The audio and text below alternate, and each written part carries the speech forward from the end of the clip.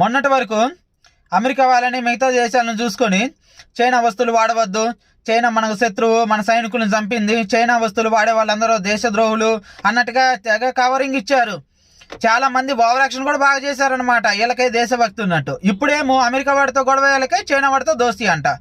అంటే ఇప్పుడు అయితే అమెరికా వాడితో మంచిగా ఉంటే చైనా వాడితో అవసరం లేదు, చైనా వాడితో మంచిగా ఉంటే అమెరికా వాడితో అవసరం లేదు. అంటే వీళ్ళ ఒకరితో సంబంధాలు మంచిగా లేనప్పుడు ఇంకొకటి మీద ఆధారపడాల్సి వస్తుంది మన దేశం. మరి అలాంటప్పుడు మన దేశం ఏ రకంగా అభివృద్ధి చెందినట్టు? ఎవరితో అయినా ఏ గొడవలు అయినా ఉండని, మాకు ఎవరితో అవసరం ఉన్నా లేకపోయినా సరే మా దేశం డెవలప్ చెందిద్ది అన్నప్పుడు కదా మనం డెవలప్ చెందినట్టు. అలా కాకుండా ఎవడొకడి మీద ఆధారపడినప్పుడు మన దేశం ఏ రకంగా డెవలప్ చెందినట్టు? ఏ రకంగా మన దేశాన్ని ఈ రాజకీయ నాయకులు అభివృద్ధి చేశారు? మరి వీళ్ళు గొప్పలు చెప్పుకుంటా ఉంటారు, ఎంత అభివృద్ధి చేసాను అంత అభివృద్ధి చేసినా అని. ఒక దేశంతో గొడవ అయితే ఇంకో దేశానికి సహాయం సహకారం తీసుకొని ముందుకెళ్ళలేకపోతున్నాం మరి.